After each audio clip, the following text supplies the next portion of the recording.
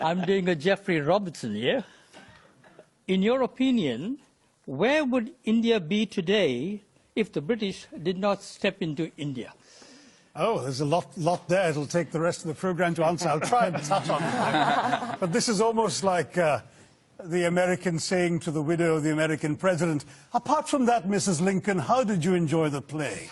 I mean, you know, really, the British came to one of the richest countries in the world, accounting for 27% of global GDP in 1700, 23% in 1800, and over 200 years of exploitation, depredation, loot and destruction, reduced it to a poster child for third world poverty, with just over 3% of global GDP, 90% of the population living below the poverty line when the British left in 1947, a literacy rate, you speak of education, a literacy rate below 17%, and a life expectancy of 27.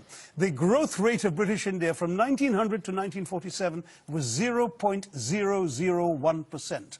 That's what they were doing while draining the country of taxes and resources. Education, my gosh, the British, the last thing they wanted to do was invest in educating Indians.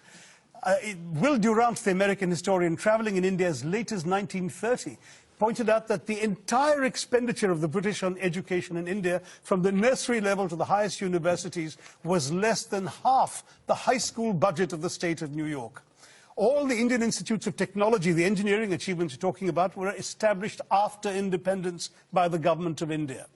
There is simply no comparison between the accomplishments of India rising from the ashes the British left us in and what was done in 200 years. I've given many figures. Just take one example, the textile industry, because India was a huge exporter of For 2,000 years, it was the world's leading exporter. What happened? In fact, in the Roman Empire, there are debates recorded by Pliny the Elder of Roman senators complaining about the amount of the Roman Empire's gold that was being sent off to India because of the tastes of Roman women for Indian muslins, linens, and cottons.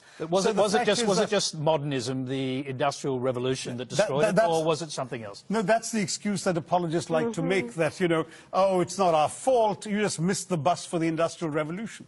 Well, we missed the bus because you threw us under its wheels, is what I tell the Brits. I mean, the fact is, in the name of free trade, the British came in and destroyed the free trade that had made India a leading exporter of textiles.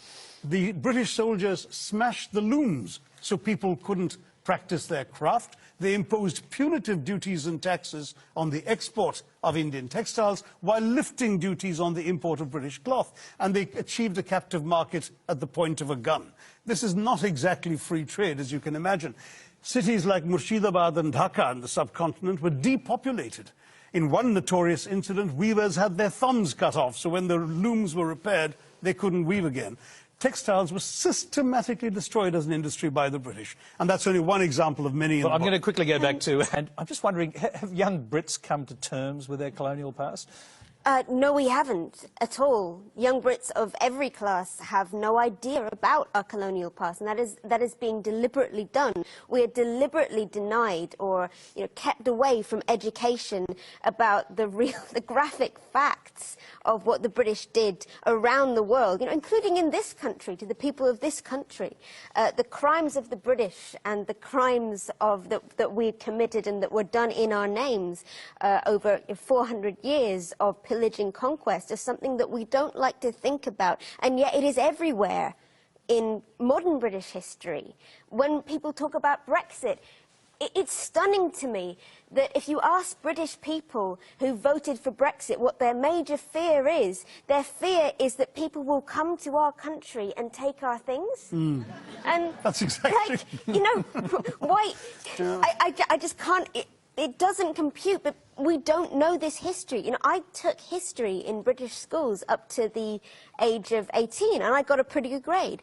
And most You never learned a line of colonial history, did you? Well, almost everything that you have just said, I learned from your book. I'm going to throw quickly back to Shashi, because you know, one of the great heroes of the Second World War, in fact of the 20th century, Winston Churchill, you've basically accused him in your book of complicity in a famine that killed 4 million Bengalis. Rightly so. 4.3. I mean, Churchill personally took the decisions that actually not only plunged Bengal into starvation, but had the British actually purchase grain that the Bengalis could barely afford to buy in order to ship it to Europe, not to aid the war effort, as his defenders claim, but to boost the buffer stocks in the event of a future possible invasion of Greece and Yugoslavia. People started dying, and Churchill said, well, it's all their fault anyway for breeding like rabbits. He said, I hate the Indians. They're a beastly people with a beastly religion. Australian ships were docking in Calcutta port and were ordered by Churchill and his odious paymaster, General Lord Choble, not to disembark their wheat, but to sail on to Europe, where their wheat might be used in some future reserve stock. On top of that, when conscience-stricken British officials... Yes, I was going to say, did Churchill know people would die? Yes, conscience-stricken British officials are constantly sending memoranda to the Prime Minister personally, because it was his decision, saying that people were dying literally on the streets, and all Churchill could bring himself to do was write peevishly on the side of the file, why hasn't Gandhi died yet? Wow. And this is the man the British want us to hail as an apostle of freedom and democracy, when he has as much blood on his hands as some of the worst genocidal dictators of the 20th century. Well, thank you.